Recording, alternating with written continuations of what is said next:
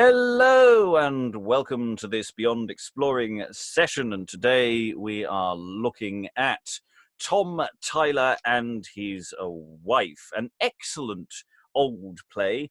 It was printed and acted about 100 years ago. Well, 100 years ago, prior to 1661. Which is a lovely coincidence for us, in the sense that yesterday we were looking at Gorboduc, which was also produced in around 1561.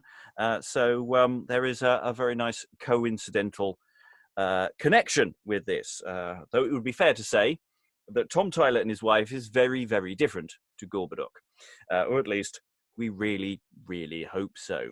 It is a comedy, I am sure, but as a comedy about, shall we say, the best guess, the battle of the sexes, or at least the battle between husband and wife, that there is a reasonable cause to ask whether that we need a trigger warning here to talk about domestic violence.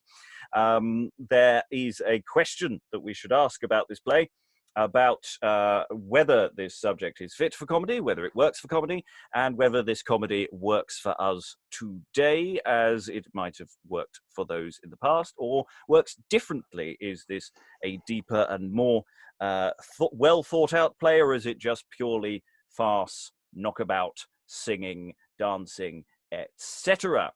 To answer this and all the questions that we haven't come up with yet are this team of fabulous readers and raconteurs who are going to be taking us through the text tonight. So, in no particular order, reading the prologue, which I suppose is an order because that's the beginning of the play, as well as the personification of patience, is Aliki Chapple. Hi, I'm a translator and actor based in Lancaster in England. And reading the part of Sturdy, a gossip, is... I'm Kate, I'm a dramaturg in New York. And reading the part of Destiny, another sage person, Destiny, is... Good evening, I'm Rob, and I live in East Anglia near Ely. And reading the part of Tom Tailor, an artificer, is... Hi, my name's Heydn McCabe, and I live in Bury St Edmunds in Suffolk. And playing the part of Strife, Tom Tyler's wife, is... Hi, Liza Graham, actor, singer, and Renaissance text coach in London. And reading the parts of Desire, the Vice, and Tipple, an alewife, is... Hi there, my name's Sascha Cooper, and I'm a professional actress and all-round performer based in Brighton in the UK. And finally, playing the part of Tom Tyler himself, a labouring man, labouring out, I suspect, perhaps something to do with dials, who knows, is... Hi, I'm Steve Longstaffe. I'm a scholar of early modern drama, also based in Lancaster in the UK. And I am your host, Robert Crighton, and I will be reading occasional stage directions as and when they fly in front of me. But without further ado, let us start the text. Let's start finding out what's going on, why, and who. So let's start with the prologue. It's a very good place to start. My duty first in humble wise fulfilled, I humbly come, as humbly as I am willed to represent, and eke to make report, that after me you shall hear merry sport, to make you joy and laugh at merry toys, I mean a play set out by pretty boys, whereto we crave your silence and goodwill to take it well, although he wanted skill that made the same so perfectly to write, as his goodwill would further, and it might, the effect whereof it boots not to recite, for presently ye shall have it in sight. Nor in my head such cunning doth consist, they shall themselves declare it as they list. But my goodwill I promised them to do, which was to come before, to pray of you to make them room, and silence as you may, which being done, they shall come in to play. And indeed they do come in. Here entereth in Destiny and Desire. I represent the part that men report to be a plague to men in many a sort. I am, which as your proverbs go, in wedding or hanging am taken for a foe, whereas indeed the truth is nothing so. But well or ill, as all things happen fine, the praise or dispraise ought not to be mine. I am glad I met you. Whither jet you? I jet, I tell you true, to seek and see you, to tell you such news as I cannot choose. I pray you, what is that? Sirrah, know you not Tom Tyler, your man? Yes, marry, what then? He made suit to me, his friend for to be, to get him a wife, to lead a good life. And so I consented, and was well contented, to help him to woo with all I could do, and married he is. But what for all this? Marry, that shall you know. His wife is a shroud, and I hear tell she doth not use him well, wherefore he speaks shame of thee and thy name. If you so frame to have your name blamed, or your deeds be naughty, what am I faulty? I know no cause why. No more do I. I did my good will, and though he sped ill, I care not a fly. Let them two try. They match as they can the wife and good man, in wealth or in woe, as matters do go. And let us not mind their lot to unbind, but rather forget them. Marry, so let them. For as for my part, though it long to my art men's hearts to inflame, their fancy to frame, when they have obtained, I am not constrained to do any more. Content thee therefore, and let thy heart rest, for so it is best. And let us away as fast as we may, for fear he come to you. Marry, have with you. And they both go in. Tom Tyler cometh in singing. You don't have to sing, but yeah, unless you wish to. Otherwise, just say the text beautifully. The proverb reporteth, no man can deny that wedding and hanging is destiny. I'm a poor Tyler in simple array, and get a poor living, but 8p a day. My wife, as I get it, does spend it away, and I cannot help it, she saith, what we why? For wedding and hanging is destiny. I thought when I wed her, she'd been a sheep, abhorred to be friendly, to sleep when I sleep. She loves so unkindly, she makes me to weep. I dare say nothing, God wot. What ye why? For wedding and hanging is destiny. Besides this unkindness whereof my grief grows, I think few Tylers are matched with such shrows. Before she leaves brawling, she falls to deal blows, which early and late hath caused me to cry that wedding and hanging is destiny. The more that I please her, the worse she doth like me. The more I forbear, the more she doth strike me. The more that I get her, the more she doth like me. Woe, woe, woe worth this ill fortune that maketh me cry that wedding and hanging is destiny. If I had been hanged when I had been married, my torments had ended, though I had miscarried. If I had been warned then would I have tarried. But now all too lately I feel and cry that wedding and hanging is destiny. And the song ended. Tom Tyler moves on to normal speech.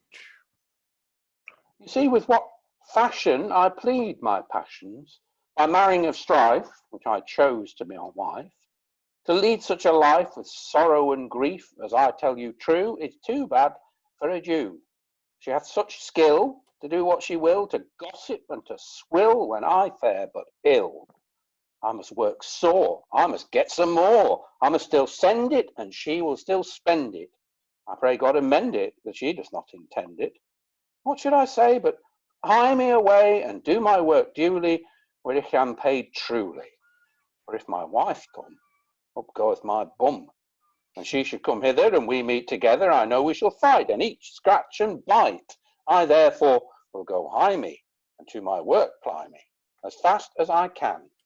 And here Tom Tyler goeth in. But before his wife cometh out, let's just talk about how this play opens and what's going on here, we have a nice, fun, brisk prologue.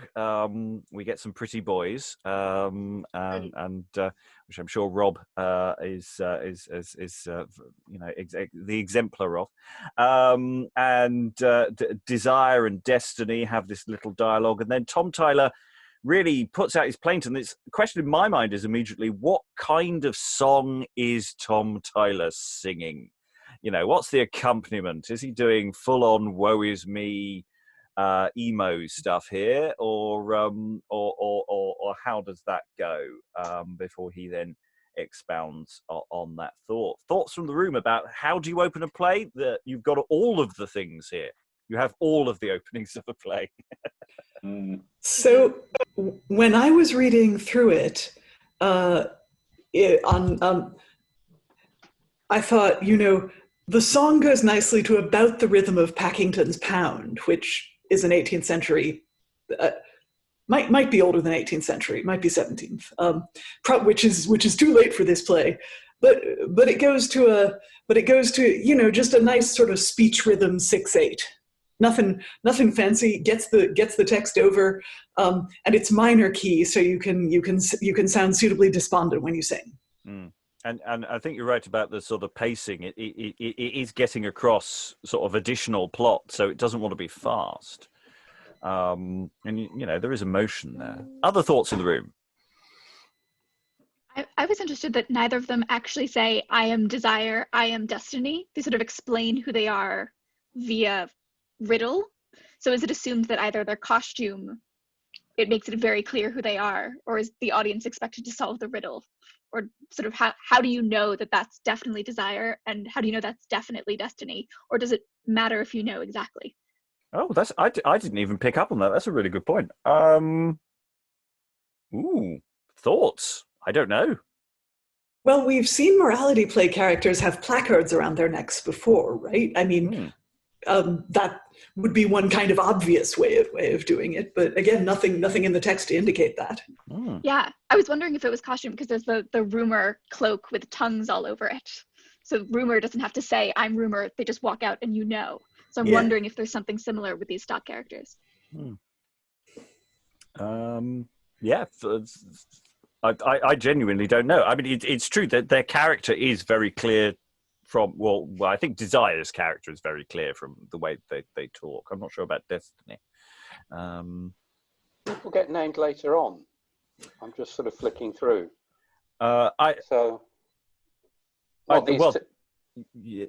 Maybe. Tipple gets named, and Strife gets named.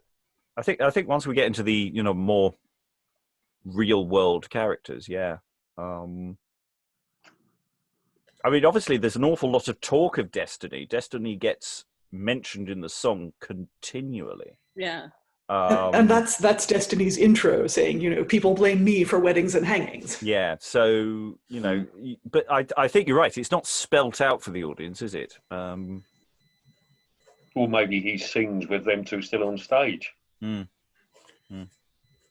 It's just one way to get over it. I know it's stating the obvious, but... Yeah, well, obvious is fine. There's nothing wrong with that. I like the idea of Destiny and Desire being Tom's backing singers. Yeah. Yes. What instruments are they playing as well? Yeah. I'm not dressing up as the Supremes. I'm sorry. Destiny on maracas. Yeah. There you go. Do wop. Okay. Any additional thoughts on this opening? Nope. No, let's move on then. No, so we have an additional character coming on who also will state their case. So enter Strife, his wife cometh out. Alas, silly man! What a husband have I, as light as a fly! I leap and I skip, I carry the whip, and I bear the bell. If he please me not well, I will take him by the pole, by cock's precious soul. I will make him to toil, when I laugh and smile. I will fare of the best, I will sit and take rest, and make him to find all things to my mind. And yet sharp as the wind, I will use him unkind, and feign myself sick, There is no such trick to dolt with a daw and keep him in awe. I will teach him to know the way to dun mow. At board and at bed, I will crack the knave's head. If he look but awry or cast a sheep's eye, so shall I be sure to keep him in yore, to serve like a knave and live like a slave. And in the mean season I will have my own reason, and no man to control me, to pill me, or to pull me, which I love of life. And Sturdy now enters. Godspeed, gossip Strife. Met, good wife, Sturdy, both welcome and worthy, and ever I thank ye. I pray you go prank ye. Ye are due, old huddle. The pig's in the puddle. But now welcome indeed, and ye be agreed, let us have some chat. Marry, why not? For I am come hither to gossip together, for I drank not today. So I hear say.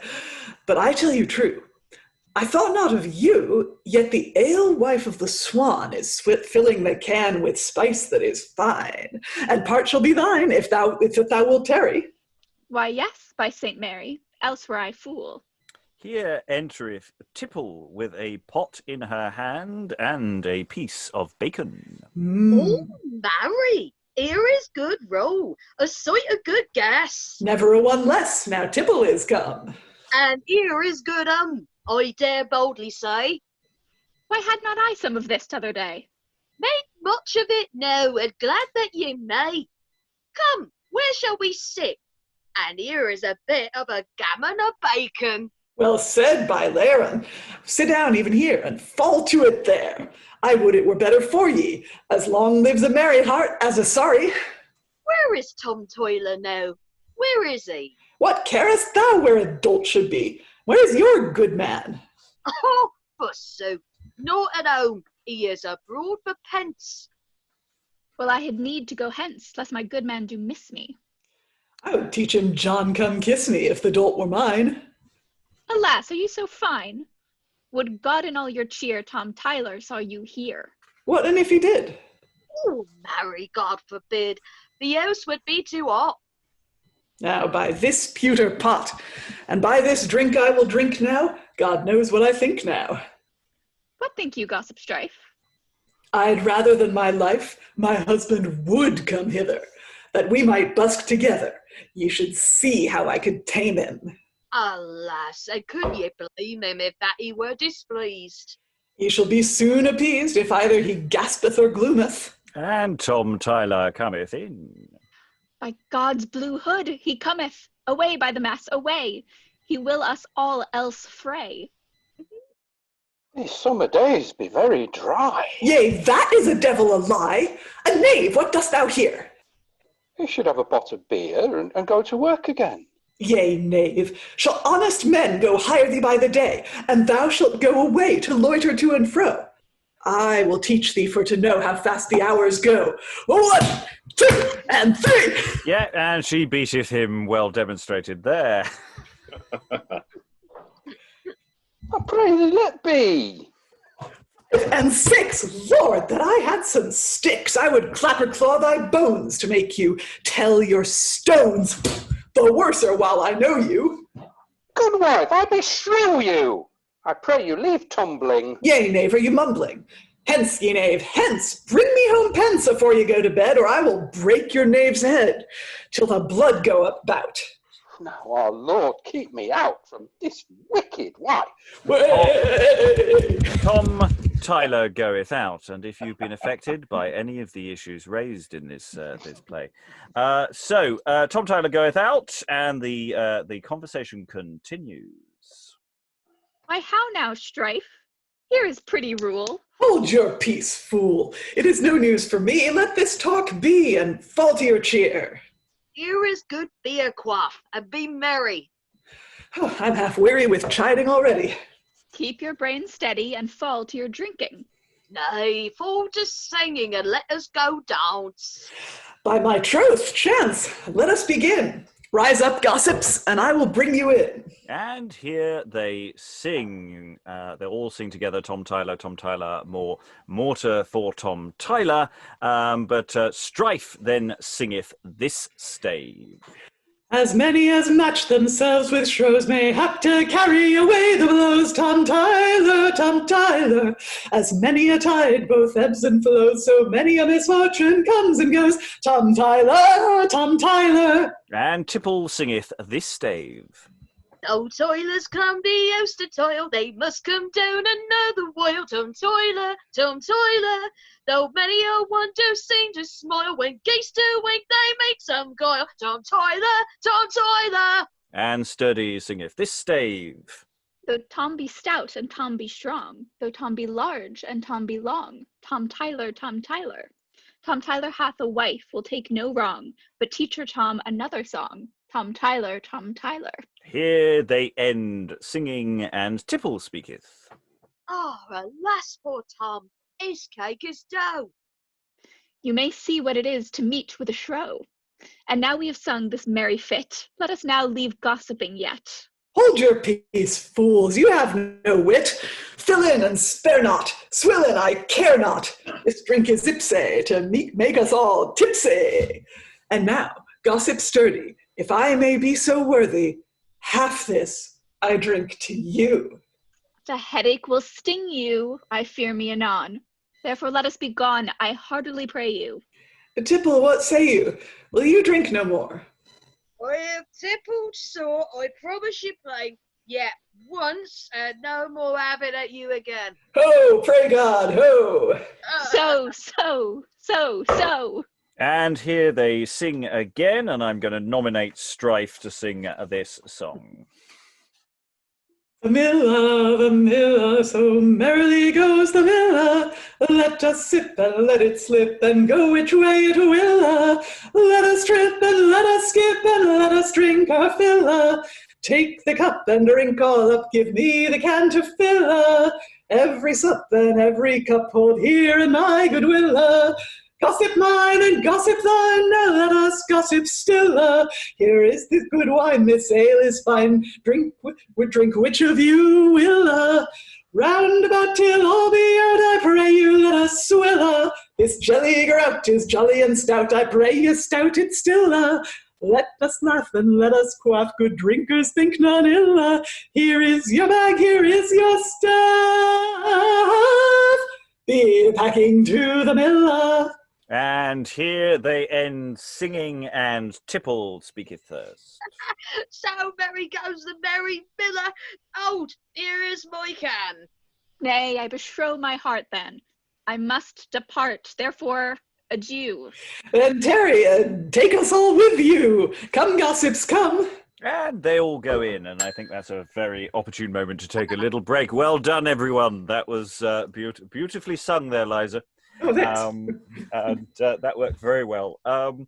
Is there a little bit of a drinking competition building in towards the end there? There is that sort of almost like chuck, chuck, chuck, chuck, chuck. Half this I drink to you, and it's almost like a bet for Tipple to then down their drink later. Definitely. So yeah, thoughts about this scene? I mean, beyond it's song and physical violence. What more can you want? Thoughts? It's one of those where you... Sorry. No, Sascha, please go. It's one of those where you don't know at times whether to laugh or cry, because obviously the way the violence is depicted, and also with her words, it's very comedic. And it almost kind of represents a little bit of slapstick if you wanted to kind of go down that road. But at the same time, because of the serious undertone of that, I mean, you can imagine in the days of yore, so to speak, that it would have been a lot more accepted possibly than it would be today. So I think a modern audience might be on the fence if they were to watch that, because it's clear that the abuser is doing what she's doing, but at the same time, it's that liking of the songs and then getting drunk, and I don't know. I'm not sure if a modern audience would know what to make of it, whether to laugh or cry. So mixed reactions, possibly. But then if the question is that the entire point? Is that still a perfectly legitimate reaction for the original audience? And does it matter what the original audience would go for? Other thoughts in the room? I think it matters. I think the original context matters if we think we're doing the play, because if we do it, the better we understand it, the better we will do it. And understanding the effect it would be intended to have at the time is part of that. I realize I'm talking my usual jive, and there's an actual dramaturg in the room. Yeah, I was interested in the fact that they drink after the beating. Usually there's drink which provokes the beating. So it was interesting that they sort of recovered from the difficult work of having beaten someone up. Well, it's thirsty work, yeah. Of course. But don't you look on that, to me, that it's normally portrayed that it's the male that does a beating after a drinking. I've never heard it the other way around. Well, these are types. I mean, yeah, absolutely. Yeah, I'll get that. Yeah. You know, I don't think she beats him because she's drunk. I think she beats him because that's her entire purpose as a character, to be a wife who beats her husband. Yeah, that's what I'm saying. Yeah, she beats first and then drinks, but with males, it's normally portrayed as male drinks and then beats. So you think that's part of the reversal there? Yeah, absolutely. Yeah. It is. Sorry, go on. I was just interested to your point about sort of it doesn't matter why she's doing it in the line. If you look but awry or cast a sheep's eye. So if sheep's eye, we're going with it still means the same thing. Sort of look at someone lovingly. Whether he looks at me evilly or looks at me lovingly, doesn't matter. I'm still going to beat him. Yeah, although he might be casting a sheep's eye at someone else. Who knows? Good point. I don't get the impression that he gets even a chance at that, does he? But you know, you were right to mention inversion. That, you know, just to since Ruth the medievalist isn't here, just to be clear contextually that it was seen as a good thing for a husband to have dominion over a wife, and it was seen as a bad thing for a wife to have dominion over a husband. For the natural dominion of, just as parents should have dominion over children, it was seen as a natural and good and moral thing that dominion should be expressed occasionally by physical violence. Obviously, that is not a thought we have today, and nor should it be. But at the time, it was seen as a way of reinforcing the natural order of things, because otherwise things would get all disordered and confused, and then where would we be? Yeah, the acceptance of it all, and then all of a sudden, as we see in this play, as everybody's correctly pointed out, we've got this inversion of the woman actually doing the beating. And I think for any audience, that is a way of waking up the fact that, you know, as you correctly say, the hierarchy, I think it was Liza, you said it, the natural hierarchy of things would be the male would be the dominant one, the male would be going to work, the male would be making sure the woman's in the kitchen, so to speak. But here, totally different kettle of fish. And for an audience at the time, it very likely, if they were used to that order, that would have been a severe wake-up call if they were watching it, as would be today. You know, women do beat up men as well. Women do beat up other women. So in that respect, for a modern audience, although it's not talked about, it would be something that we definitely would be able to relate to, but not so much back then, so to speak. It would have been more of a shock, I should think. However, sorry, Stephen? but there's an overlay of that, which is that there festivity features inversion as well. Yeah. So late medieval, early modern, you have like the boy bishops being elected, you know, to act the part of the bishop for the day. So there's also a licensed inversion at different times of the year. And so, you know, we've mentioned a few times in different plays, Lords of Misrule, for example. True, yes. So, and the other thing which overlays that here, I think, is it feels really festive, and festivity and inversion are linked too. this sort of holiday thing. There's these songs which are clearly not sort of, you know, Blackfriars string consort songs. You know, they're kind of joining on the chorus songs, aren't they? They're country songs as opposed to court songs. So there's a sort of vibe being established as well, and so I think if there's a kind of overlay of lots of different factors at this point in the play. Yeah.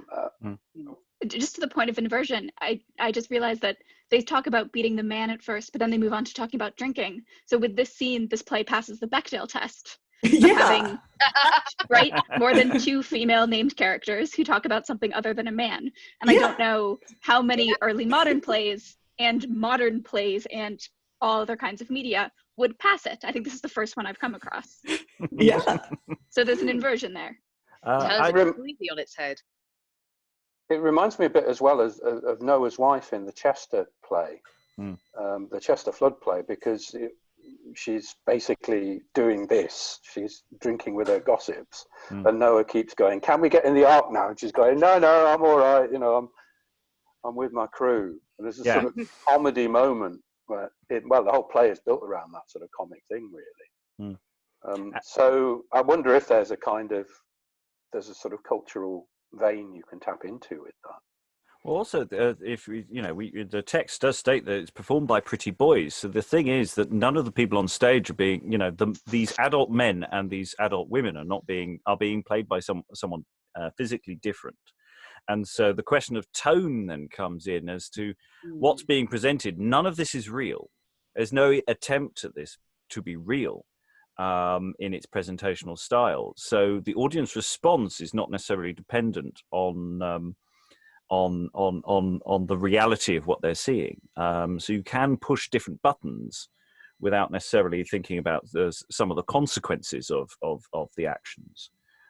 Possibly as well. If anyone has reactions or thoughts, additional, hold on to them. We will hear them later. But I think we should go deeper into the text. So, as the gossips all go in, and the Tom Tailor cometh out. I'm a Tyler, as you see, a simple man of my degree, yet many have need of me to keep them clean and dry. And especially in the summertime to pin their tiles and make their lime and tile their houses to keep out rain, being well rewarded for my pay. Where I work by week or day, I truly earn it, and they truly pay. I would desire no better life, except that God would change my wife. If she were gone and I were free, what Tyler then were like to me? For howsoever I travel, she uses me like a javel, and goeth from house to house as drunk as a mouse, giving and granting, checking and taunting, bragging and vaunting, flouting and flaunting. When I come home, she makes me a moan, and cuts my comb like a hop on my thumb, with contrary biting too dear of reciting. But this is the end. If I could get a friend, some counsel to give me, you would not believe me how glad I would be. And as if the universe heard him speak, enter Tom Tailor. The wiser man he.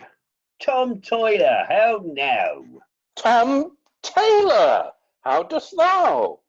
Oh, a part of the old sort in mirth and jolly sport. Tailor-like, I tell you. Sir, I smell you. You have your heart's ease to do what you please. But I have heard tell that you have the hell. Marry, that is well, but what if I have? May I not crave one friendly good turn while the fire doth burn, to put my wife to such ill fare? Oh, in faith, I do not care, but what meanest thou by this? To live in some bliss and be rid of my wife. Why are you a strife? What is the cause? When I come in her claws, she guides me forever. But help me now, or never. As I told thee before, put her in hell, and I care for no more. Why, foolish knave, what hell should I have? With a wild evil am I a devil? Ah, they are out of thy wit. No, Bomfay, not yet, though I am vexed with a fit of a liberal wife that will shorten my life. And thou be no devil, take it not evil, for I have heard tell that thou hast a hell. And I have a wife so devilish in strife, which cannot do well, and therefore meeter for hell than here to remain.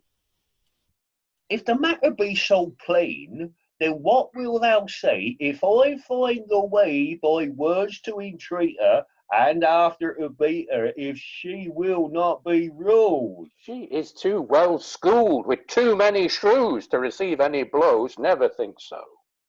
If she be such a shrew, something at her flow. Stand to it, foolish calf. I will be thy half. What? Will she fight? Yea, her fingers be very light, and that I do find. Her checks be so unkind, always and ever, she is pleased never, but fuming and fretting, buffeting and beating of this, my silly costard. Oh, a whoreson dastard. And what dost thou then? Well, like a poor man, desiring her gently to let me live quietly. Now, of mine honesty, I like thee the better. And wouldst thou let her? Yea, so would you, I tell you true, if you were in my case. Nay, then, by God's grace, I will prove by your leave, if she can be deceived by any such sort, ye shall see good sport. Put off thy coat and all thy apparel, and for thy quarrel I will make speed, and put on thy weed. Come on, unray thee.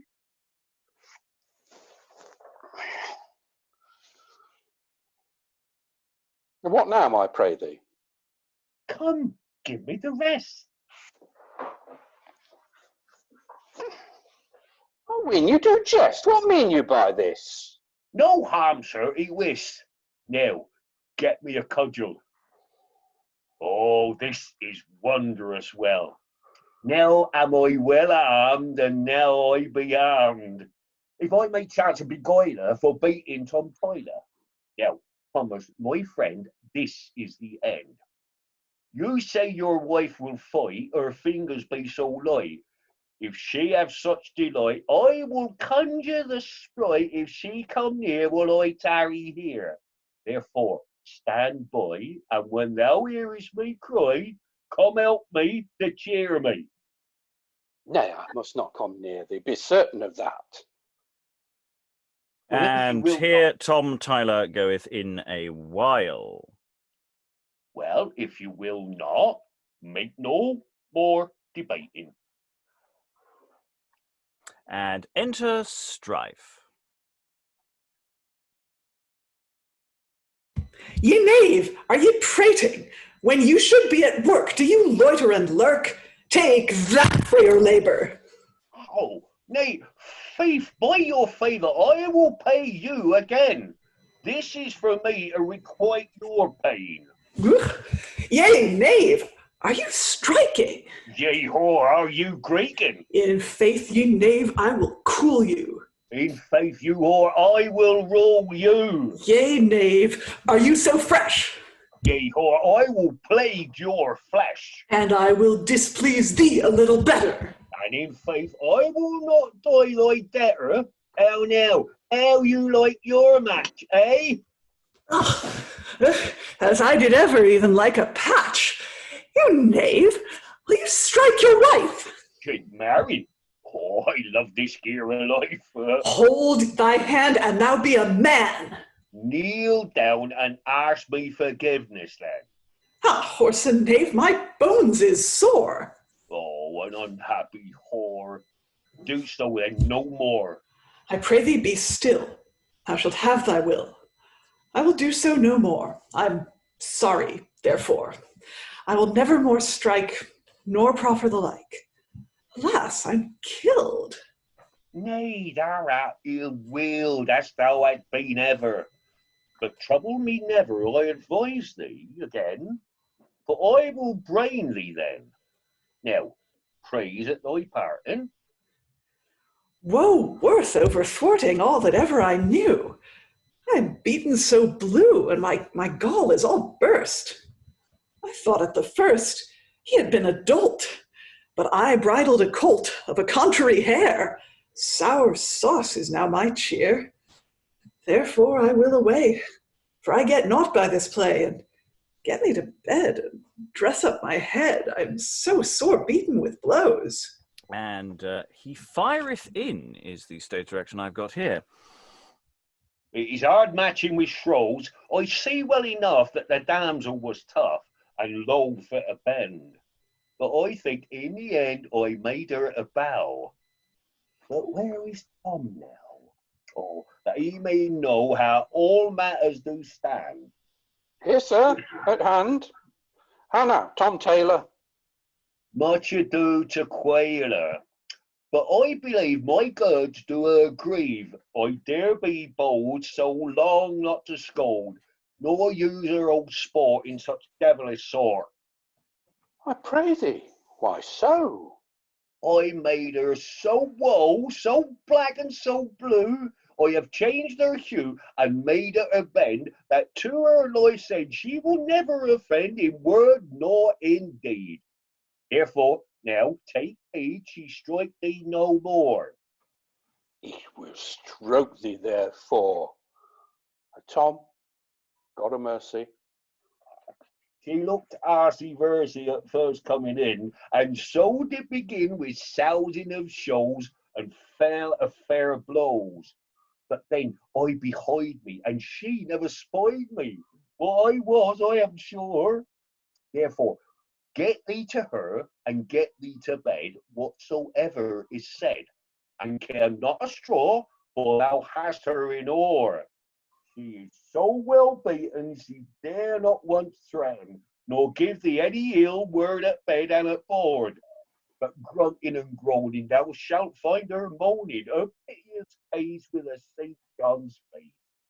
I warrant well painted, but I struck till she fainted, and paid her for all ever, till she said she would never be churlish again.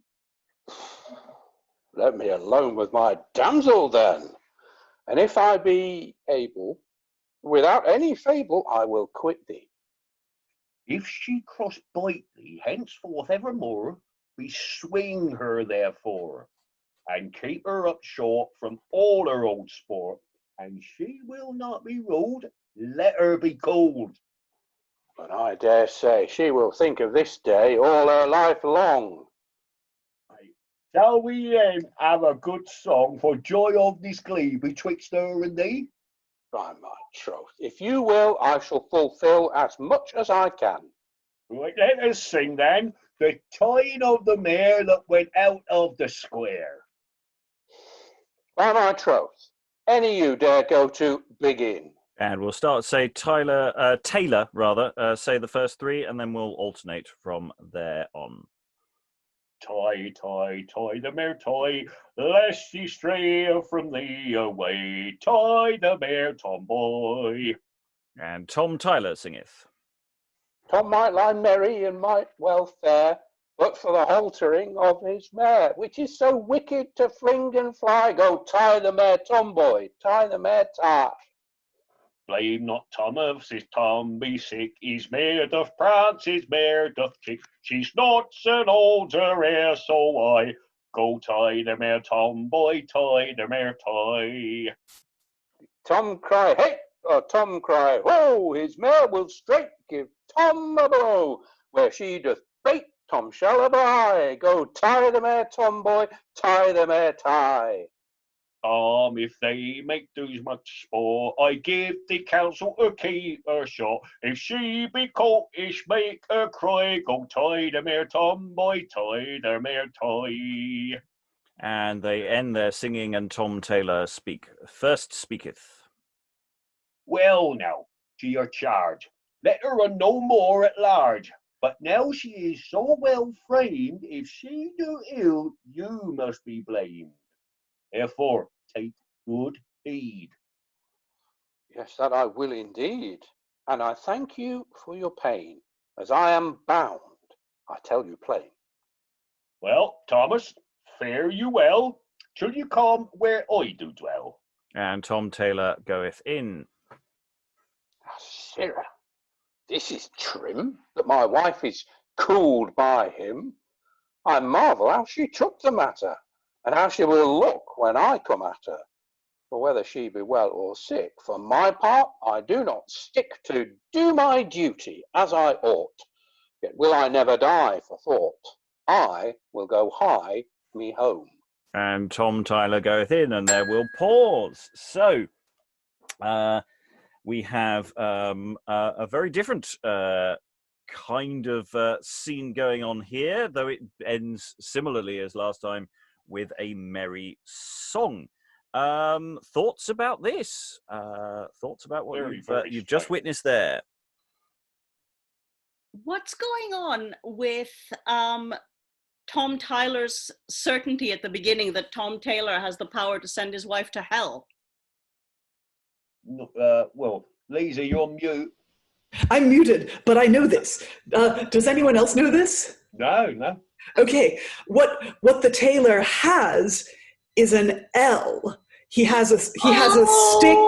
Of course he does. Like right now we would have a yardstick or a meter stick, but the tailor has a stick that's an L long because fabric was sold by the L.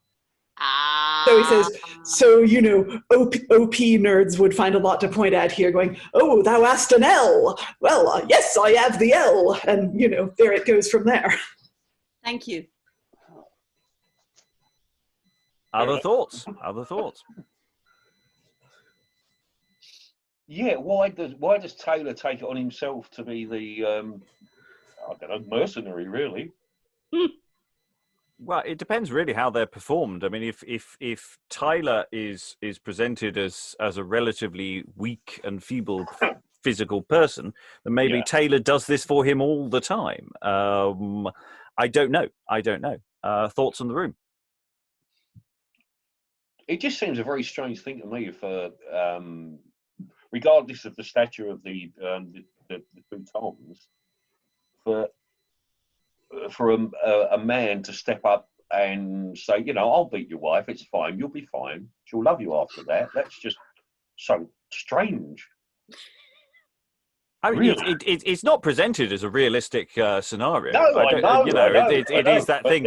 I will pretend to be you, and she won't notice. Of course, she won't notice. It'll be fine. I understand that. I'd be hide me, and she never spied me. I get that. I understand that. But it's just the writer's intent in putting this together that another man can come in, beat a woman, and then she will then love the man that she's mistaken to be her wife, her husband in the first place. What it does is keep Tom Tyler innocent, because it's very important to the author of this play that Tom be entirely right and his wife be entirely wrong. So Tom doesn't offer any violence even in his own defense, so that the audience's sympathy can be entirely with him and not with Strife at all. I mean, he does agree to let another man beat his wife, though, so I'm not sure how innocent that's true. And it is a case of he's taking his identity. We've got other things where people's identity can be taken and taken on board, and maybe it's a presentment that if Tom Tyler was more like Tom Tailor in reality, that there's this question of wish fulfillment there, and we go into this song as well. This tie the mare, Tom. I mean, when you actually sort of dig into that, I'm sure it's a very jolly song, but it's really fascinating. Other thoughts? I just wanted to highlight the phrase "as drunk as a mouse," which I'd never heard before, and I don't tend to think of mice as particularly drunk. So I want to know more about that. Before somewhere. It's been in one of our other plays. Yeah. Okay. I can't off the top of my head. I could actually probably just quickly do a search and see if it comes up on my computer. I don't want to risk the feed at this precise second in case my computer dies. But yeah, that's familiar from somewhere, or many wares. I wouldn't be surprised. It feels like a turn of phrase that's about. There's a strange sort of equilibrium that's set up at the end of it, and I haven't read through the play, so I don't know what becomes of it. But Tailor says, now to your charge, let her run no more at large. If you do ill, you must be blamed. So it's like it's some kind of weird public order thing, sort of psychic public order, if you like, has been restored, and we're only like, whatever it is, 12 pages in. So I'm wondering if, in a sense, structurally, this is a setup for what's to happen next, that the order is reset so that something can happen between Tom and his wife. We are over halfway through. We're over halfway through the text as well. I should add as well. We're things are moving on apace. And of course, yes, who knows where it's going to go? Let's. That's the question in the audience's mind. Where is this going to go? And that's a good question. Yes, is Tailor the exemplar that Tyler should be following, as far as the player's asking? Any other thoughts before we move forward? I was just wondering on that, as drunk as a mouse, is that maybe a direct opposite to as quiet as a mouse because of the way of the behaviour? Could be. I don't know. Just it's a good question. Darling. No, it does make sense, because then that would turn the whole phrase on its head in a very ironic sense. Yeah. Okay. Yeah. Anything else at this stage? Okay, let's move forward then. So here entereth Sturdy and Tipple. Farewell, good honest mome. How likes thou this match? Wouldst thou have thought that the patch would have beat his wife so black and blue from top to toe, being such a simple fool? Belike ye have learned in a new school, whereas I cannot choose but laugh, but still so eat above all the draught. Beware of such wily pies. But she, and she be wise, will seek some way to rook him. It is too late to break him, if no he get the better. If she can do so, let her. I dare be bold to say she will do what she may. Lo, here she cometh, creeping. Alas for woe and weeping, the truth will now appear. And enter Strife, fair and softly wailing and weeping. Oh, alas and well away! How ill have I been used! My bones be all to bruised. My flesh is plagued vilely, and my head is wounded highly. My arms be black and blue, and all my sides be new. Though all this be with you, gossip, discomfort never. He watched you once forever, but trust his hands no more. Alas, I'm so sore I can neither stand nor sit, but I'm beside my wit, and never well apaid, till that I may be laid to ease me on my bed. Bind this about your head, and hardly lay you down. We must into the town, and after that surely we will come to you again. And I pray you, be of good cheer. I am sorry to see you here in such unhappy case, but take some heart of grace, good gossip, I pray you. Alas, neighbours, I stay you from your business, perhaps. I will take a nap if I can where I lie. Then we will see you again, by and by. Sturdy and Tipple goeth out, and Tom Tyler cometh in. I heard say my wife is abominable sick. Indeed, she was beat with an unhappy stick. Gods, look where she lies, close with her eyes. That is well said. I will get me to bed and lay me hard by her, and yet not too nigh her, for fear I awake her. A good year take her for using me so. Out, alas! Oh, my bones fall in pieces at once. Alas, alas, I die.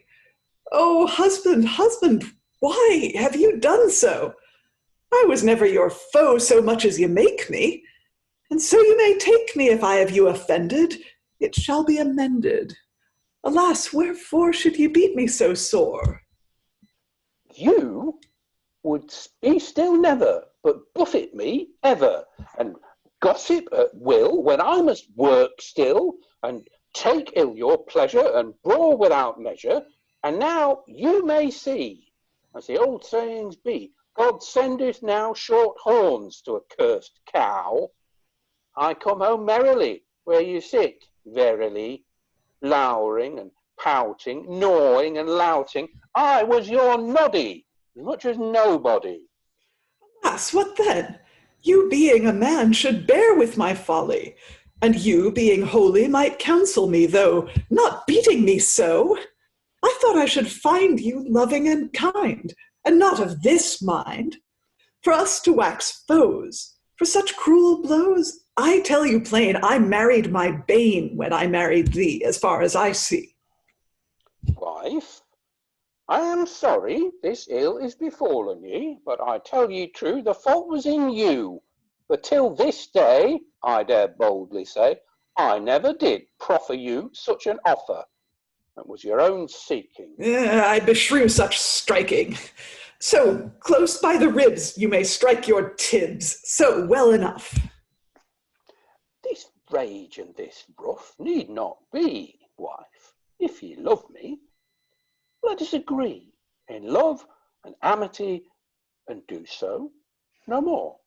I am sorry, therefore I take God to my judge, that ever this grudge should happen to be between you and me. Alas, I may moan, I might have been won with half of these strokes, but cursedness provokes kind hearts to dissever, and hatred forever most commonly grows by dealing of blows. Therefore blame not me if I cannot love ye while we two have life. By my halidom, wife, because ye say so, now shall ye know, if you will content you, I do lament you. For I will tell you true, when I saw you, ever brawling and fighting and ever cross-biting, which made me still woe that you should thus do, at last, hereafter, I complained the matter to Tom Tailor, my master, who taking a waster did put on my coat, since he will needs note, and so, being disguised, he enterprised to come in my stead. And having my weed, you pleaded your passion after the old fashion, thinking it was I struck him by and by. Then straight did he, instead of me, curry your bones, as he said, for the nonce to make you obey. Is it even so, as you say? God's fish, you knave! Did you send such a slave to revenge your quarrel in your apparel? Thou shalt abide it as dearly as I. I thought by this place thou hadst not the face to beat me so sore. Have at thee once more. I now wax fresh to plague a knave's flesh that hath so plagued me. For every blow 3, be sure I will pay you, till you do as I would have you. Ah, whoreson dolt, thou whoreson subtle colt, son of an ox, how like you your knocks? The piles and the pox and the poison in box consume such a knave, and bring him to grave. The crows and the pies and the very flesh flies desire to plague thee. In faith, I will plague thee. Wife, I pray thee, save my life. You hurt me ever, I hurted you never. For God's sake, content thee. Nay, thou shalt repent thee that ever Tom Tailor, that ruffian and railer, was sent to beat me. He had et me. I hope for to find some tosser so kind to curry that knave for the old grudge I have, as now I do thee. There is one more for me. Kneel down on your knee, you hoddy-doddy, for I will make you to stoop, though you set cock-a-hoop for joy of Tom Tailor, that he could beguile her. Take that for her sake, some mirth for to make, like an ass as you be. Why should you strike me? For another man's fault. Because thou art naught, and he a vile knave. And enter Sturdy and Tipple. What more can ye have? Enough is enough, as good as a feast. He shall bear me one cuff yet more like a beast. Gossip, content thee, and strike him no more. All the world wonders upon her, therefore. Away, neighbour Thomas, out of her sight. Alas, she has almost killed me outright. I would rather die than see her again. And Tom Tyler goes in. I promise you I have a great loss then. How like you now this last over-thwarting? It is an old saying, praise at the parting. I think I have made the cullion to ring. I was not beaten so black and blue, but I am sure he has as many new. My heart is well eased, and I have my wish. This chafing has made me as whole as a fish, and now I dare boldly be merry again. By Saint Mary, you are the happier then. My neighbour and I might hap to abide, if we should so do as he suffereth you, but we commend you. I can now intend you to laugh and to quaff and lay down my staff to dance or to sing. There were no such thing after this madness. And you say it in sadness. Let us set in on a merry pin the story of the strife between Tom and his wife as well as we can. Shall I begin then to set you both in? For I can best do it. Now, I pray thee, go to it. And here they sing. If Strife would like to take the lead on this, entirely up to you. Oh Lord, here we go. Hey, derry, ho, derry, hey, derry, Dan. The Tyler's wife of our town hath beaten her good man. Tom Tyler was a trifler, and fain would have the skill to practice with Tom Tailor to break his wife her will. Tom Tailor got the victory, till Tyler's wife did know it was a point of subtlety, then Tom was beat for woe. Tom Tyler's wife said evermore, I will full merry make, and never trust a man no more for Thomas Taylor's sake. But if Tom Tyler give a stroke, perhaps if he be stout, he shall then have his costard broke till blood go round about. Though some be sheep, yet some be strows, if then be fools that list. Tom Tyler's wife will take no blows, no more than needs she must. If Tom be wise, he will beware before he make his match, to do no more further than he dare, for fear he prove a patch. And here they end singing. Gossips, God leave for this merry song. Pray God we may long keep such merry glee. Yea, Mary, say we. God grant all wives to lead the like lives that you do now. I know not how may that come to pass, but by the mass, good handling doth match. For a fair touch, my will shall not want. Would God I could plant my eyelids in such sort to make such a sport, and live so at ease to do what I please. Always. Always the seas be not like mild, but wanton and wild, sometime more higher than need shall require. So may the hap be with you and with me. Let all this be, for we will agree, and let us away, for I dare say Tom Tyler is gone to make his moan after these strokes, like a wise coax. But all is one. Come, let us be gone. It is time for to go. I think it be so. Come on, have with you. And they go in. Okay, so we it's a question here about what Sturdy and Tipple are doing when they come in and find this fight going on, because they're sort of saying these things like they're trying to talk her down and stop her from this bit of, yes, you're doing great work, great solid work, put the gun down. I don't know if I'm reading too much into that, but whether how with her are they at this stage, having come in? How with her are they throughout this song, and all of this action?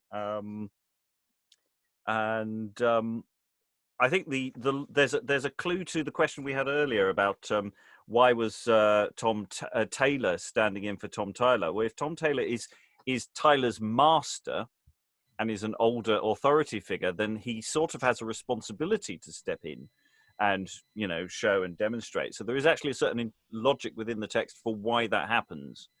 I think that there's the clue there. Thoughts from the room? It's interesting on two things that struck me here. When the wife's beating him again, I think somebody alluded to it earlier. He says, why are you doing this? I've never hit you. And it not mentioned that he's actually got someone in to do it for him. But when the wife finds out that it wasn't him that done it, she reverts back to hitting him. What's going on there? Well, she knows he's not going to She knows resist. he's an easy target again. Yeah. I mean, that's the logic of the playwright's Yeah, thought here, absolutely. is that if you show weakness, they will beat you to within an inch of your life. Let this be a lesson, kids. Do your BDSM consensually. Yes. I have to say there is not Listen to a that, little Mr. bit Crichton. of. I think that maybe have to be edited that bit. I think it's a very good point. There is a lot of the dominatrix in what's going on with Strife here. There's something very domineering all the way through. Well, a good dom obtains prior consent to submission. Yeah, that is true.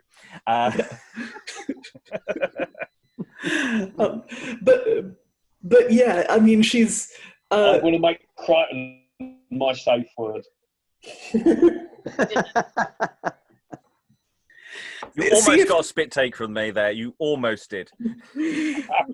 See, if they'd established a safe word, this would never have happened. Yeah. Okay, other thoughts, please. He's out of order. I mean, he's not being properly manly, and therefore she feels no obligation to treat him right. And then she thinks it's a bit like, it reminds me a bit of sort of Cyrano, this kind of stand-in does the manly thing. But the problem is that she sort of finds out about it and it's like, okay, the bargain's off, because I thought you were going to be big manly bloke and therefore presumably do big manly bloke out there in the world or whatever the deal is. And the minute that's not there, it's very transactional, but it comes from him not being manly. Well, if we pursue the whole dominatrix angle, sorry to reopen this, but it's a metaphor this time. If we look at, for example, beating as sex by another form, a thing that happens between this husband and this wife, then I think you can see why she would be angry. If Tom would make a fight of it, maybe she'd respect him. But no, he got some other bugger in to do it, and that was without her consent. I mean, the thing is that it's not just the sin of getting someone in to beat your wife. It's the sin of telling her.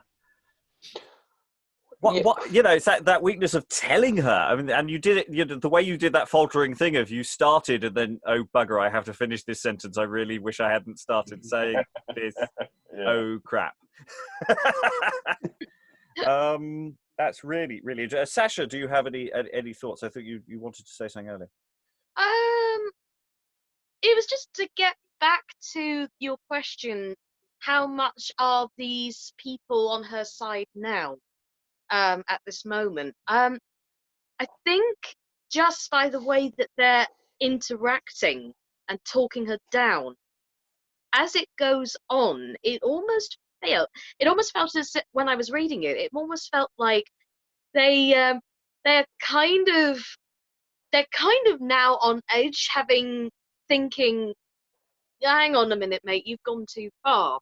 But yet, because she's still in that whole emotional throng, so to speak, of this revelation, and still in the hyper aftermath of having beaten her husband pretty much near death point, I think what they say to her is more like what somebody would say if they were on the fence, sort of in between.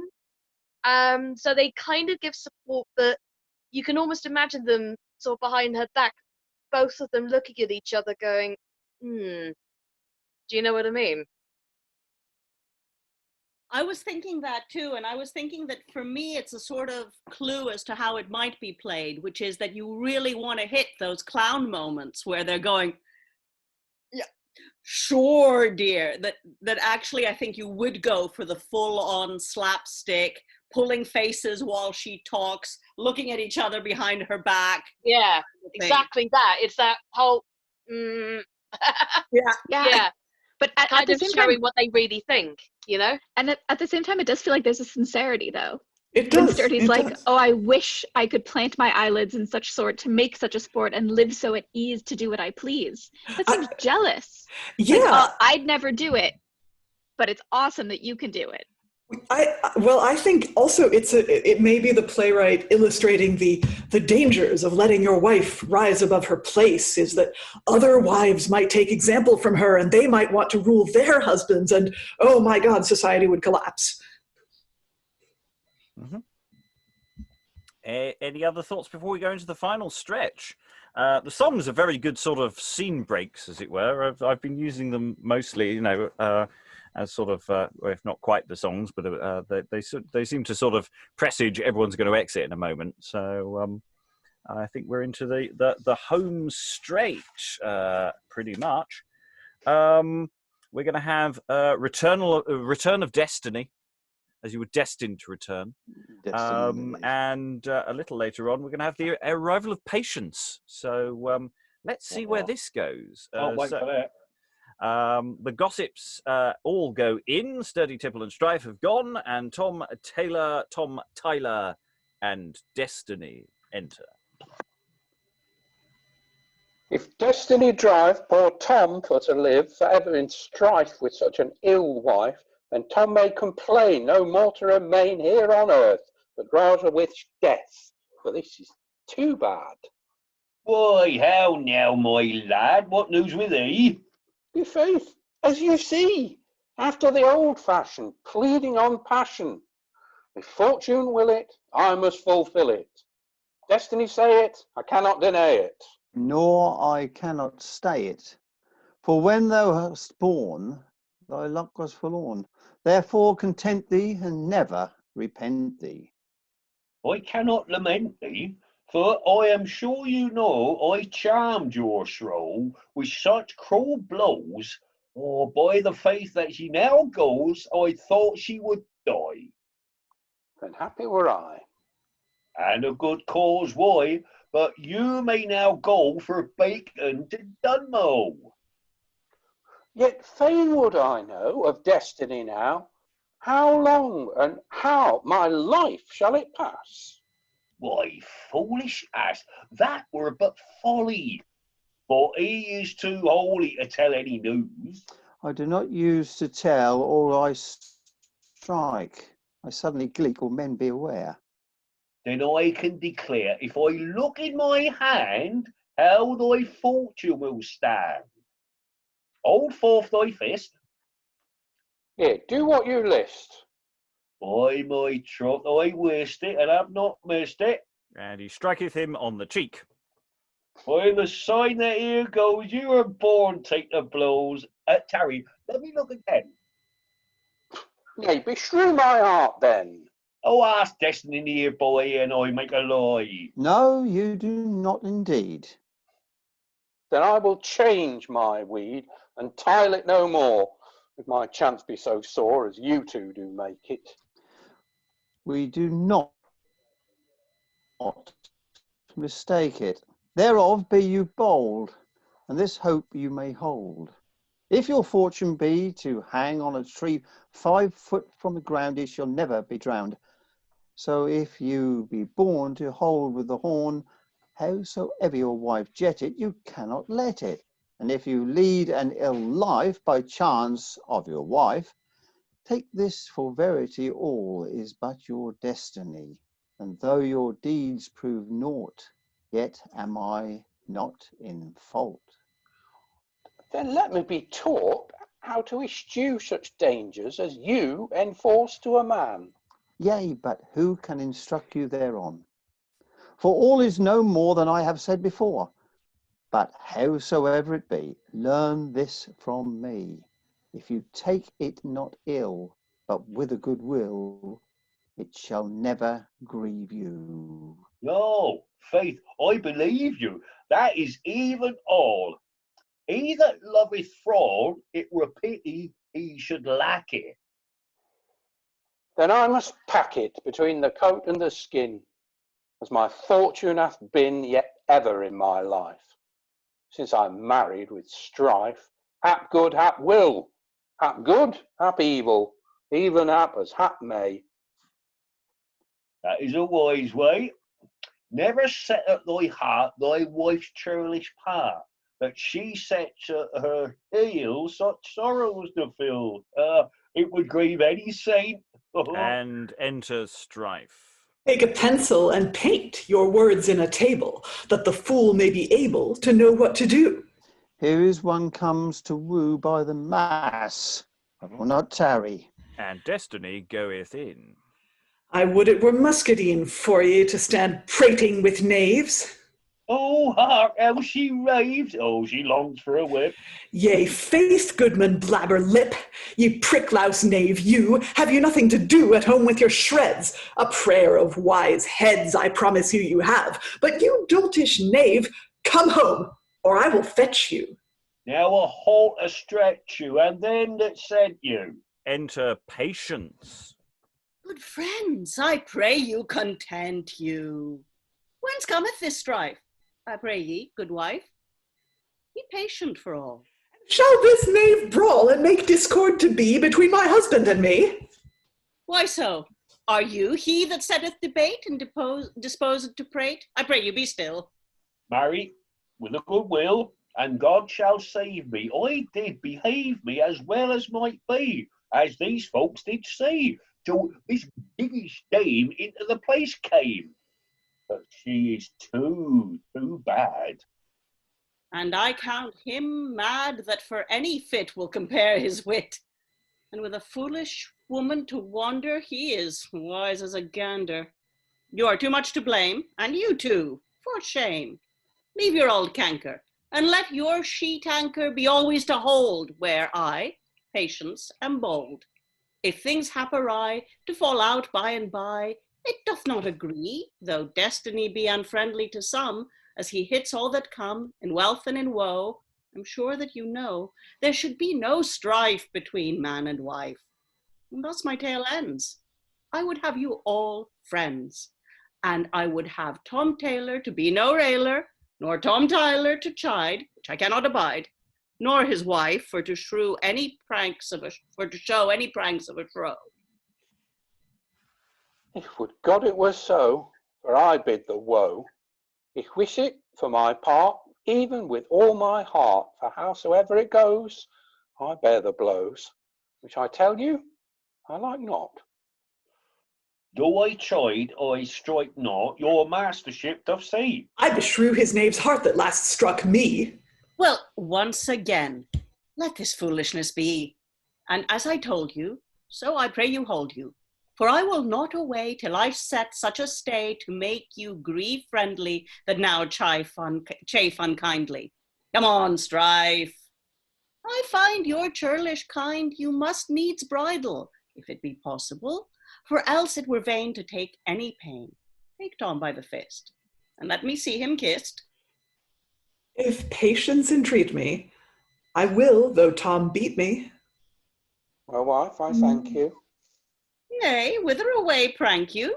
Tom Tailor also shall you kiss ere you go, and see you be friends. I would he had kissed both the ends. Oh, nay, they're a hot coal. Now, see this wild foal? Be quiet, I pray you, for therefore I stay you. And enter Destiny. And destiny to thee thou must also agree, as well as all the rest. I think it too best be you agreed all. Now speak all together except Patience. All speak, we are and we shall. That's a speech heading, I think. Yes, all speak. Yes, that would make sense. Yes, apologies there. So, I think now speak all together is a stage Yeah, direction. that makes sense. yeah. So now speak all together except Patience. All speaks, they say, we are and we yes. shall. We shall. And take Yes. hands, and take chance, and I will lead the dance. Come, sing after me, and look, we agree. And here they sing this song. Who fancies stepping in? Kate, would you like to, you don't have to sing it, but would you like to say the song? Happily.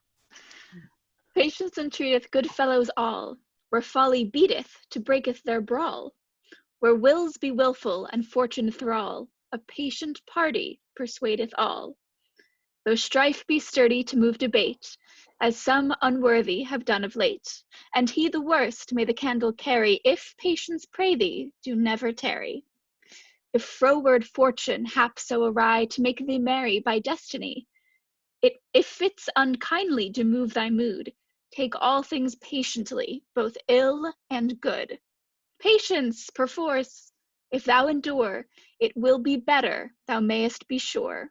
In wealth or woe, howsoever it ends, wheresoever ye go, be patient friends. And at the end of the song, they all go in, and one cometh out and singeth this song, following all alone with instruments, and all the rest within sing between every stave the first two lines. So they would have the repeated lines, when sorrows be great and hap awry, let reason entreat thee patiently. Anyone want to do the final song? Go on, I'll give it a go. Okie dokie. Oh dear. Now pain should be a privy pain to what desire that is but vain, though some be cursed and some be kind, subdue the worst with patient mind. Who sits so high, who sits so low, who feels the joy that feels no woe, when Bailey's bad good food is nigh, take all adventures patiently, to marry a sheep, to marry a show, to meet a friend, to meet with a foe. These pigs of chance can no man fly, but God himself that rules the sky.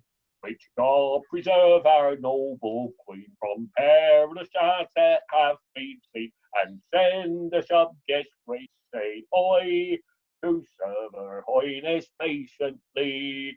God save the Queen! Okay, so we have reached the end of the text. I don't know whether it's right here, but I kind of feel that Patience needs to be a boxing referee. Yeah, it's nice. You know, almost you could frame this whole thing as a sort of grotesque boxing match, and you know the rounds ring after each song. Yeah. Thoughts. I got a little confused with some of the action with Destiny when Destiny first comes in, and some of that detail there. What's going on there? Which part, Robert? When Destiny first comes back in, and all the stuff about when the slap happens and all that sort of detail there. What's going on there? I've got to find it again. Hang on.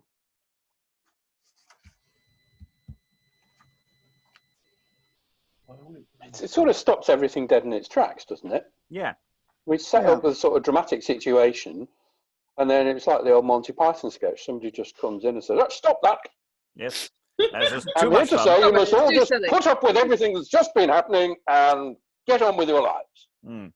It's weird, you know, sort of ex-Mac, isn't it, really? I mean, it's just this sort of figure parachutes in and everything just grinds to a halt, probably because it wasn't really going anywhere. Well, yes, someone was going to end up dead if it continued to escalate, really, wasn't it? We've got a symmetry at the minute, but if anything else had happened, then yeah, we'd be on a different path, wouldn't we? Yeah. So what is that business with he striketh him on the cheek? Who is striking whom on the cheek, and how is that work? What's this hold forth thy fist? What's going on there? I'm not sure what the physical action was. I read it as something like the old, you know, if you had your eyes up here, how would you watch TV? And he bends down and is hit. So give me your fist. He holds his hand aside so that he can hit him. Yeah? Yeah, that's exactly what an idiot you are. That's exactly how I yeah. He's because his next line is like, "You're born for blows." Yeah, and Destiny confirms it. It's like, yes, you were born to be. So he's saying, give me your hand. Watch this. Look at this, as you just said. Look at this hand, and then he gives him a smack with the other hand. Yeah, you're born for blows. Yeah. Some people are just born to be victims, is what Destiny said. Just got a sign on his back saying, "Kick me." Yes. It's playground stuff, isn't it? Yeah. It is, yeah, very much so, yeah. You know, which again fits well with the boy, the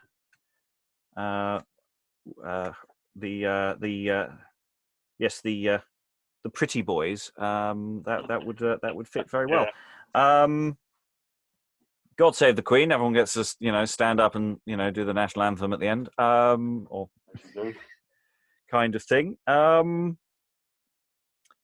Patience really is the one who comes in and just, is the one who does do the mediating or some sort of mediating. And, how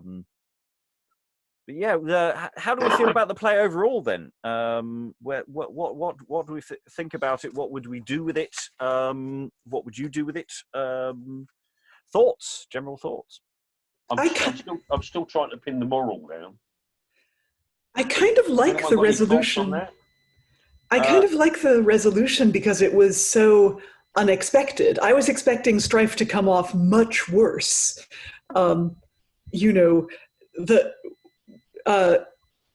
of the other texts about shrews in this period is a ballad called "A Shrewd and Cursed Wife Wrapped in Morel's Skin," where the husband actually skins a horse and wraps his wife in the fresh hide and then beats her through it.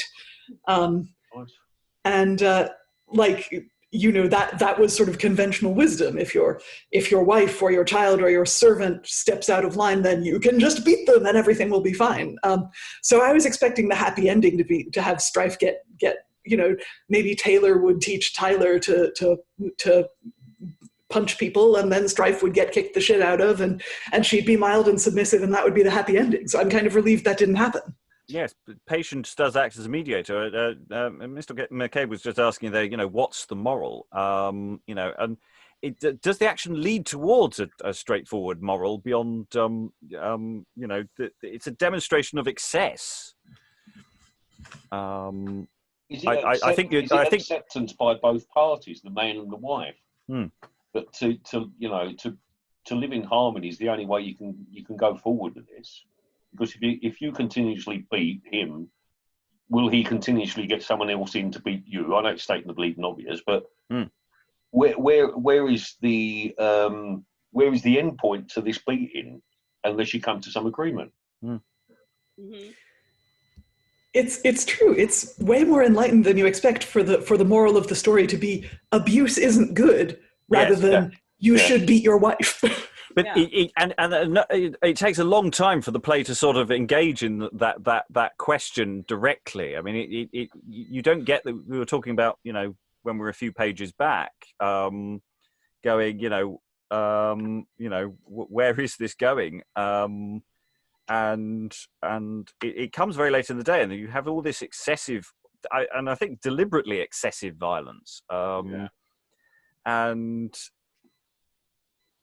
nobody's coming out well in this relationship. This is a deeply dysfunctional relationship, to put it mildly. And you've got enablers all around you, because no one's really stepping in. Rob, Sascha earlier referred to slapstick. It's almost slapstick fighting, isn't it? I think so. Yeah, I had a larger question related to that about sort of the realism of both the violence and sort of the action in general, specifically related to the rules of disguise when Tailor is disguising himself as Tyler, where it seems like in the world of the play, costume is all that is required. He doesn't need to take the attitude or act, quote unquote, or sort of change his voice. No. Simply wearing the clothes of someone else makes you that person. So it's specific to this question, but also sort of a broader question, particularly since there's boys playing women. How much does simply putting on a woman's clothing make you a woman? And how much do you need to act like a woman? How much does Tyler need to act like Tailor? Or does putting on his tailored clothes make him Tailor? Well, the unspoken one used that ploy on many occasions, didn't he?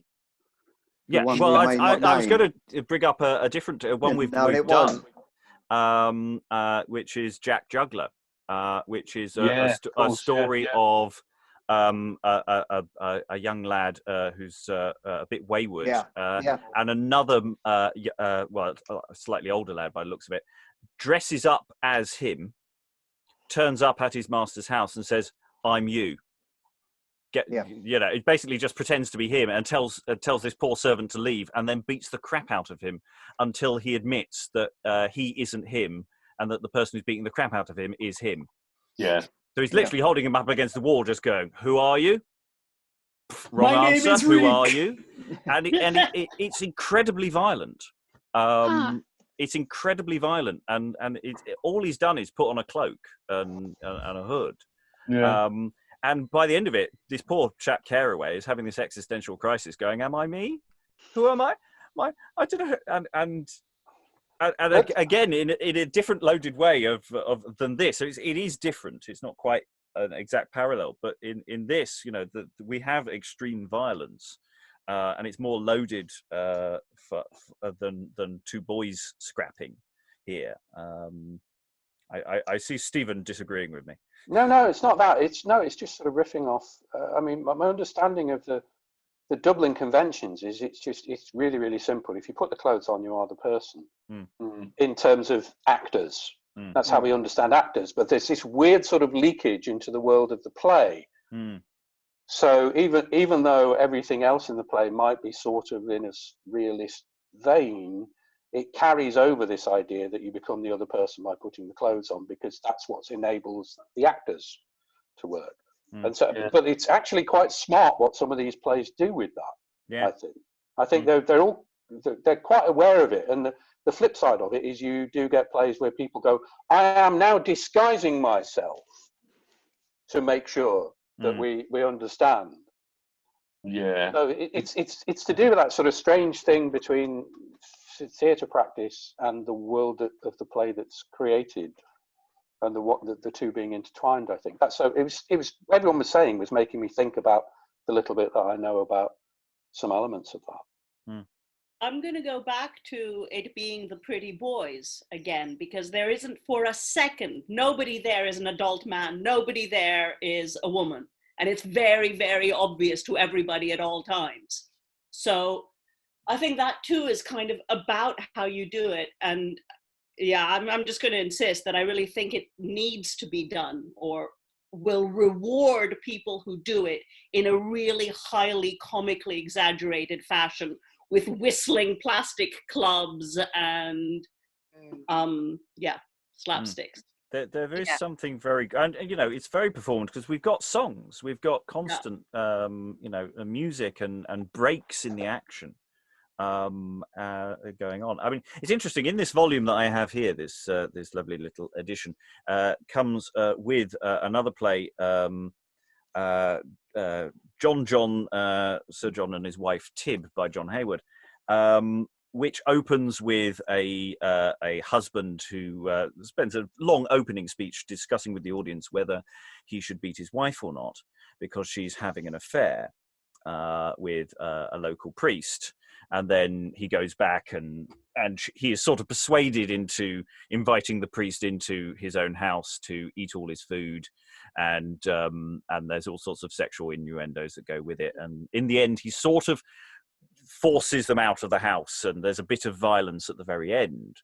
But it's that same thing of the weak husband and the strong wife, and it's the same sort of idea. It's just 30 years earlier than this, and it's based on French originals that go back a little earlier than that. And it's actually, in terms of producing a little volume, it's a very good parallel. Available now on the podcast. Does the volume name what boys' company this was, if it's known? No, it literally just said it was when it was. It just says, it was printed 100 years ago from 1661. So it's sometime in 1560, early years of Elizabeth. Goodness only knows. It reads a lot like, it reads a bit like Skelton, like not quite as clever and as joyfully full of wordplay as Skelton, but the short lines and the rhymes are absolutely Skelton. There is that picking up, there is the starting one speech with the rhyme with what precedes it, isn't there? I can't remember, I mean, Rob would know, but I can't remember that happening very much. I thought it was quite a striking thing.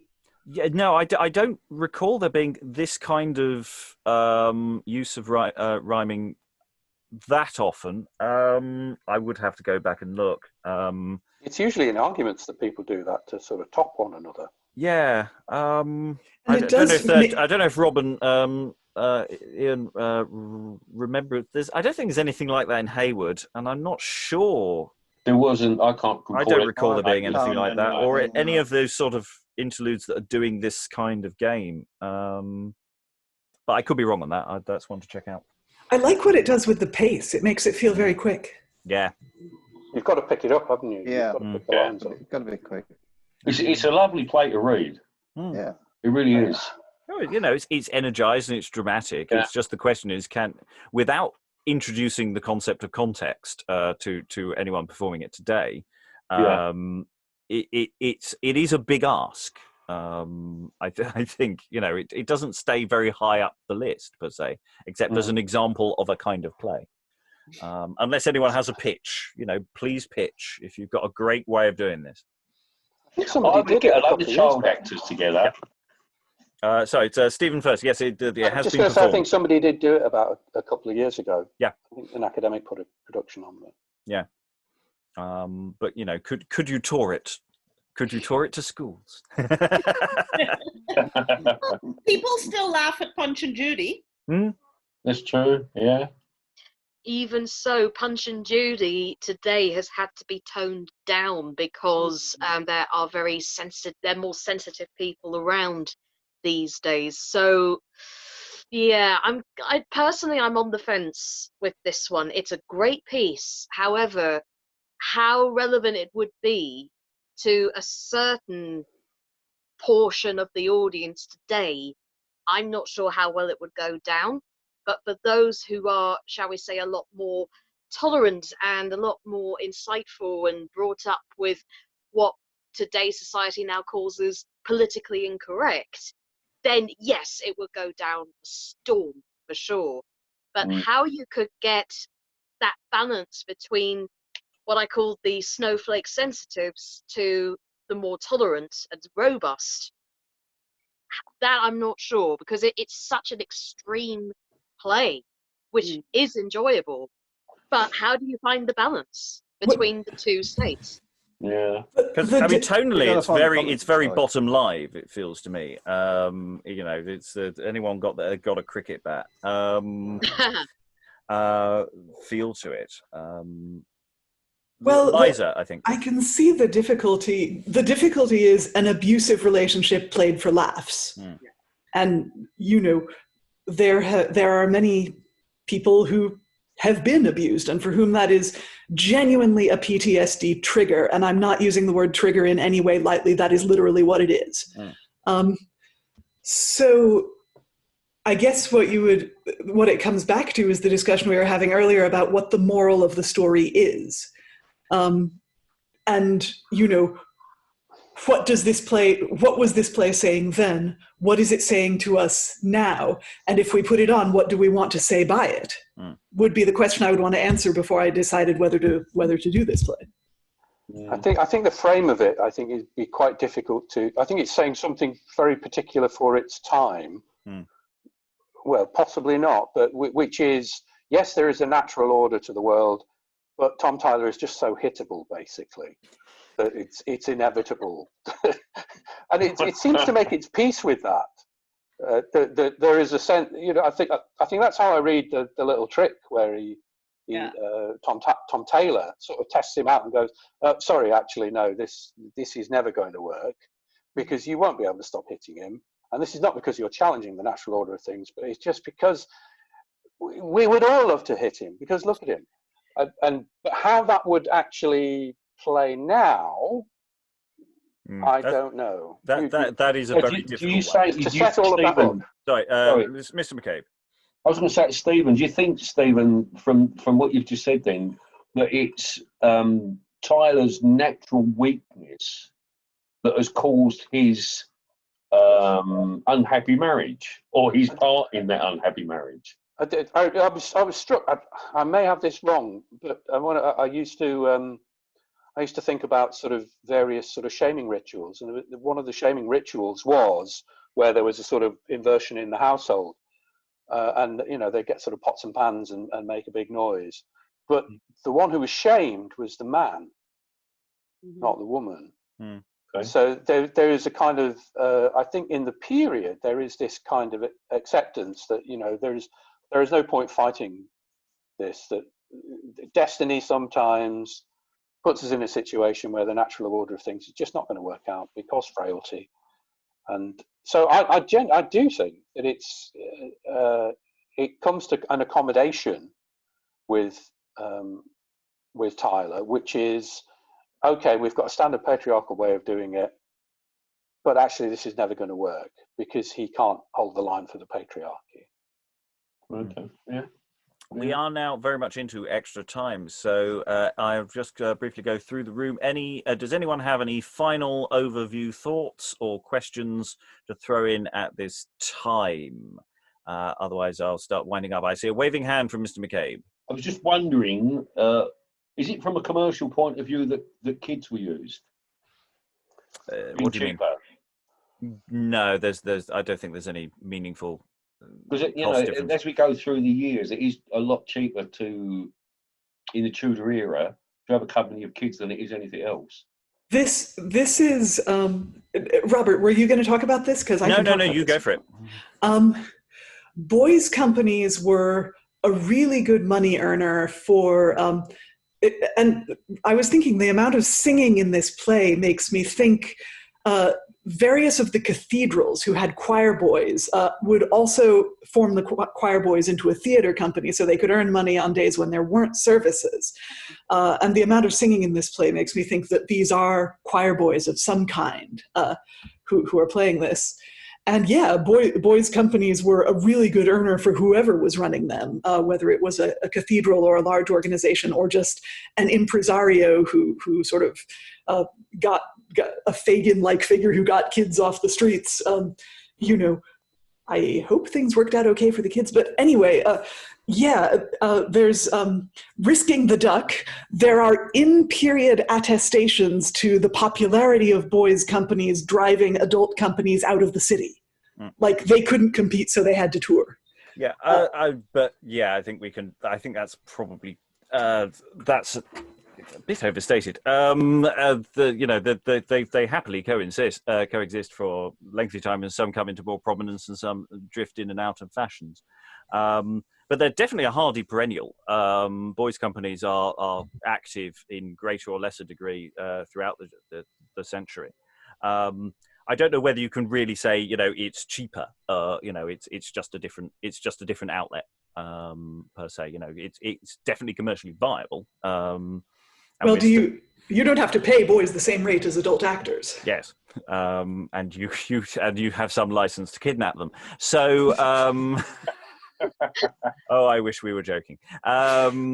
As long as you could definitely convince them that it's for choral business rather than for theatre activity. Other final thoughts? Just wave. I won't go individually around the room. Wave at me if you have a final thought you're bursting to come out with. Oh, everyone's gone silent.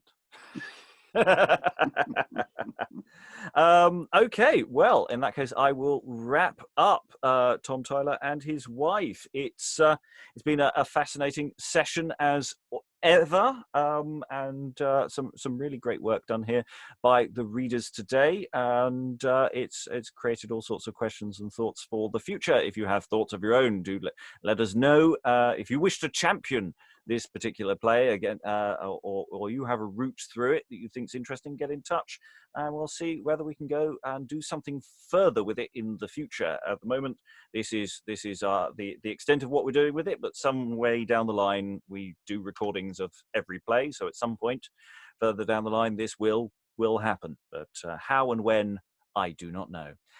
Thanks to the readers and goodbye. Bye. Bye. Bye. Bye.